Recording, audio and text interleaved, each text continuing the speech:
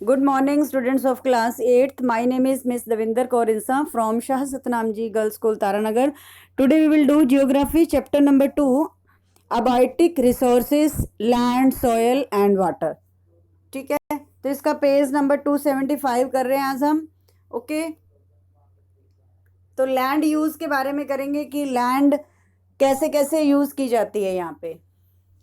मतलब लैंड जो हमारे पूरे वर्ल्ड की जो लैंड है वो इस चैप्टर में हम सीख रहे हैं कि वो किस किस तरह से यूज होती है.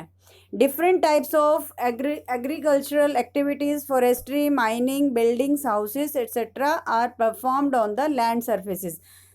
Do you know all this things कि ये सारी जो एक्टिविटीज़ यहाँ पे बताई गई हैं उन सभी में लैंड यूज़ होती है. ठीक है, एग्रीकल्चर में भी होती है, फॉरेस्ट यानी जंगल होते हैं जो पेड़ लगे होते हैं वहाँ पर भी, माइनिंग जहाँ पे माइनिंग वर्क होता है यानी जब ज़मीन से जो मेटल्स निकालने का जो जगह होती है उसे माइनिंग बोलते हैं. और बिल्डिंग्स बनाना, हाउसेस बनाना, ये सब काम लैंड सरफेस पे ही होते हैं.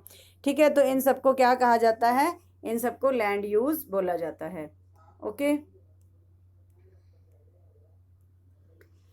Land use refers to land under plough grazing of animals.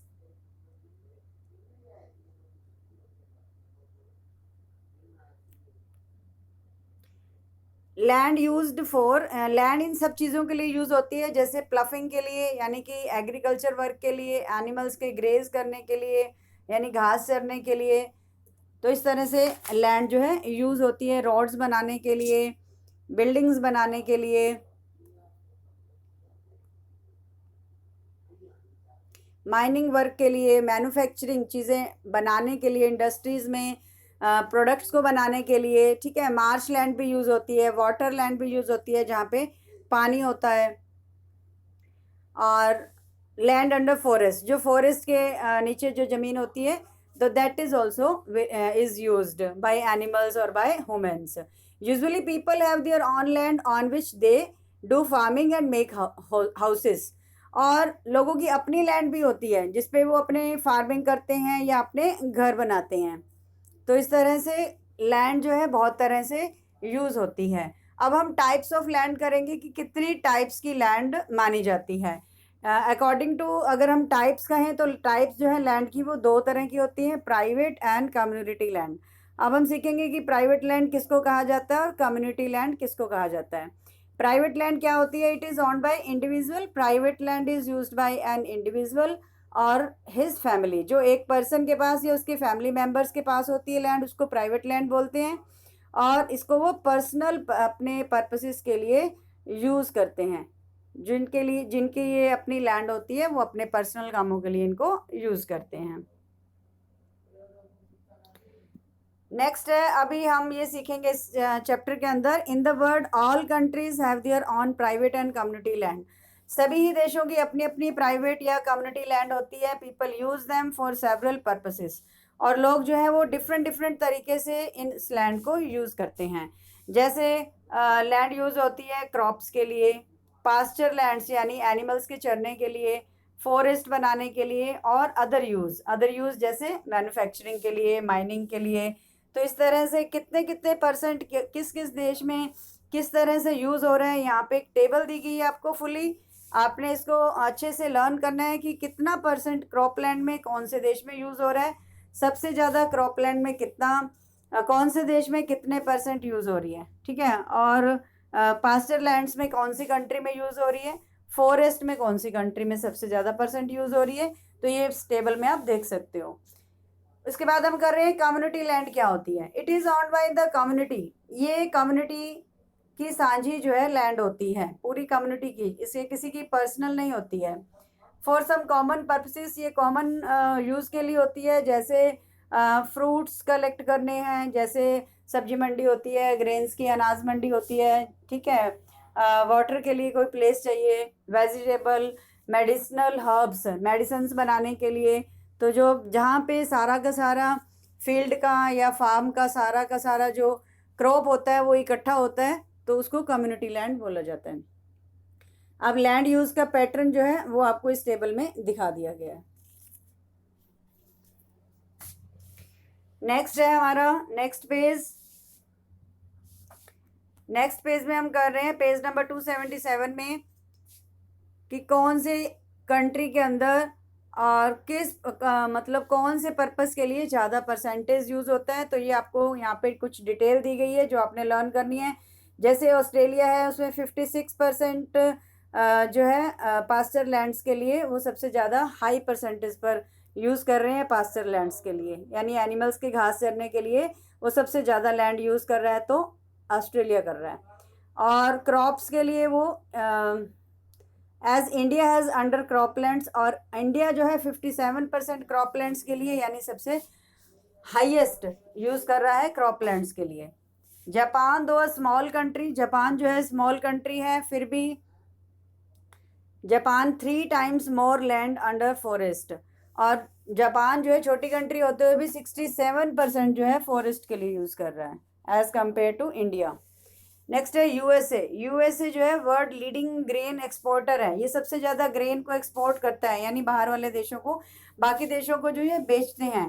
और इनके पास ओनली लैंड कितनी है जो जिन पर ये क्रॉप्स उगाते हैं वो है 21%, ठीक है, कंपेयर टू इंडिया, इंडिया की है 57%। Among these countries India has considerably high percentage of area under cropland. तो इन कंट्रीज में से आप देख सकते हैं कि सबसे ज़्यादा क्रॉपलैंड्स का जो एरिया है वो इंडिया ने कवर किया हुआ है। नेक्स्ट है factors affecting land use pattern. अब कौन कौन से ऐसे फैक्टर्स हैं जिस पर लैंड के यूज़ का पैटर्न डिपेंड करता है, यानी कि जो लैंड है वो सिर्फ एक तरीके से ही नहीं बल्कि बहुत सारे फैक्टर्स हैं जिनकी वजह से जो है लैंड को अलग अलग तरीके से अलग अलग कंट्री में यूज़ किया जाता है। जैसे क्लाइमेट पर डिपेंड करता है, ठीक है, कि क्लाइमेट जितना अच्छा होगा वहीं पर वैसे ही क्रॉपलैंड्स ज़्यादा बन पाएंगी, फॉरेस्ट ज़्यादा बन पाएंगे, ठीक है। तो जहाँ पर जिस चीज़ की पॉसिबिलिटी होगी वहाँ पर वही चीज़ वहीं पर उसी चीज़ के लिए लैंड को अच्छे से यूज़ किया जाएगा, ठीक है। टोपोग्राफी का मतलब जहाँ पर पानी का ड्रेनेज सिस्टम अच्छा होगा, और टाइप्स ऑफ सॉइल का मतलब जहाँ पर ऐसी सॉइल होगी जहाँ पर हम कुछ जो है क्रॉपलैंड्स को बना सकते हैं, और वहीं पे उसी पर डिपेंड करता है वहीं पे लोगों की पॉपुलेशन कि जितनी क्रॉपलैंड्स होंगी तो वहीं पे डिपेंड करता है कि पॉपुलेशन भी वहीं पे ज़्यादा सेटल होएगी। पानी अगर अवेलेबल है, पानी अगर अवेलेबल है तो लैंड को यूज़ किया जा सकता है, ये भी एक फैक्टर है। और अगर मिनरल्स अवेलेबल हैं तो वो जो एरिया है वो हम इंडस्ट्रीज़ के लिए यूज़ कर सकते हैं, तो ये भी एक फैक्टर है कि लैंड को हम किस तरह से यूज़ कर सकते हैं।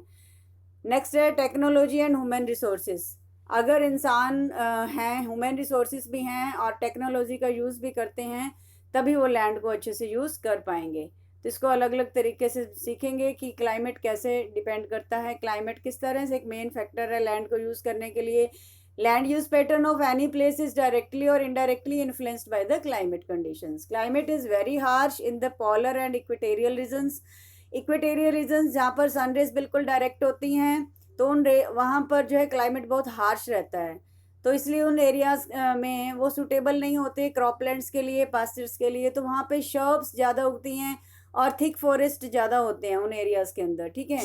तो और जिन एरियाज़ में माइल्ड क्लाइमेट होता है यानी कि जहाँ पर कंफर्टेबल क्लाइमेट होता है, हार्श नहीं होता है, then support pastures and agricultural activities वहाँ पे अच्छी होती हैं। तो इस तरह पे डिपेंड करता है क्लाइमेट पर भी दैट लैंड का यूज़। अगर क्लाइमेट जिस तरह का है उसी तरह से लैंड को यूज़ किया जा सकता है। नेक्स्ट है टोपोग्राफी। टोपोग्राफी का मतलब है वेल ड्रेन्ड प्लेन। ड्रेन का मतलब जहाँ पे पानी को अच्छे से ड्रेन किया जा सकता है, तो उन रीजन्स में प्रॉपर सूटेबल कंडीशंस होती हैं एग्रीकल्चरल एक्टिविटीज़ के लिए और पास्चर लैंड्स के लिए, ठीक है। तो such type of land use pattern attracts a huge number of people. और इस तरह से जहाँ पे टोपोग्राफी होती है, वेल ड्रेन्ड सिस्टम होता है, तो वहाँ पे जो है वो एरिया अट्रैक्ट करता है लोगों को वहाँ पे रहने के लिए, तो इसलिए वहाँ पर ह्यूज नंबर ऑफ पीपल रहते हैं। ओके, नेक्स्ट है type of soil. Type of soil पर डिपेंड करता है लैंड का यूज़ कैसे। An adequate and well planned land use pattern can be seen in the areas having fertile soil. जिन areas की फर्टाइल सॉइल होती है वहाँ पर हम लैंड को बहुत ही अच्छी प्लानिंग करके यूज़ कर सकते हैं। Therefore these are free from proper land use. तो जिन एरियाज़ में हॉट डेजर्ट्स हैं या कोल्ड डेजर्ट्स हैं वहाँ पे इनफर्टाइल सॉइल होती है और वहाँ पे लैंड का प्रॉपर यूज़ नहीं हो पाता।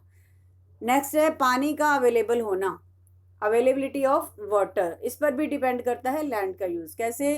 For a well developed and planned land use pattern water availability is essential.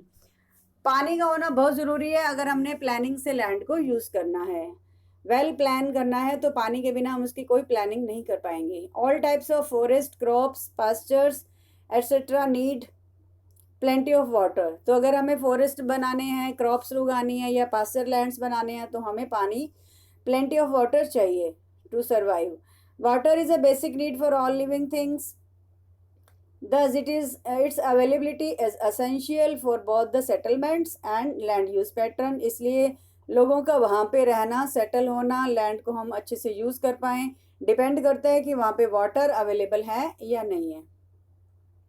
Next है मिनरल्स, मिनरल्स पर भी डिपेंड करता है लैंड को यूज़ करना। अगर मिनरल्स किसी जगह पे अवेलेबल हैं तो हम लैंड को कैसे यूज़ करते हैं, सी इन दिस टॉपिक।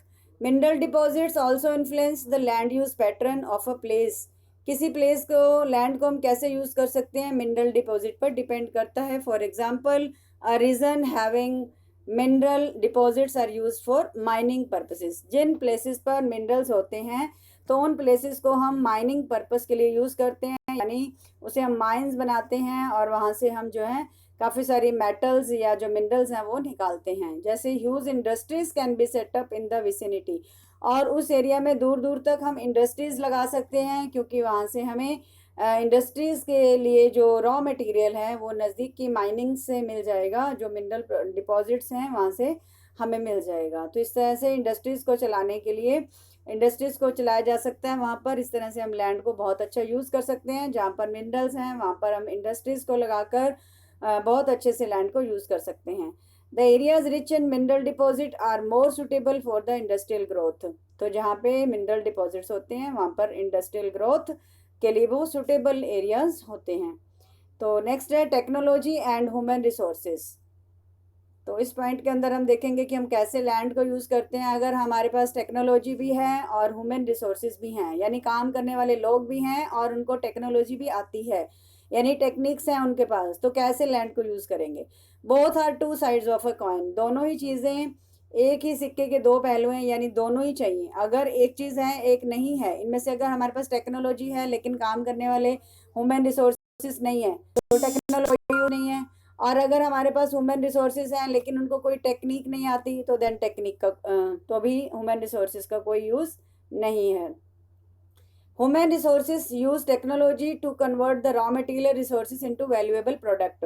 तो ह्यूमन रिसोर्सेज क्या करते हैं, उस टेक्नोलॉजी को यूज़ करके रॉ मटेरियल को वैल्यूएबल प्रोडक्ट में चेंज कर देते हैं अपनी टेक्नोलॉजी को यूज़ करते हुए। And fulfil the requirement of the people, और लोगों की रिक्वायरमेंट को पूरा करते हैं। तो इस तरह से human resource along with the technology are necessary for a successful land use pattern. इस तरह से लैंड को बहुत अच्छे से यूज़ करने के लिए ह्यूमन रिसोर्सेज के साथ साथ उनको टेक्नोलॉजी भी आनी चाहिए। ओके, तो these were the points, these were the factors जो अफेक्ट करते हैं हमारे लैंड यूज पैटर्न को। ठीक है, इन सब चीज़ों पे डिपेंड करता है कि हम लैंड को किस तरह से यूज़ कर पाते हैं। तो you have to learn this topics properly from this pages. Have a nice day.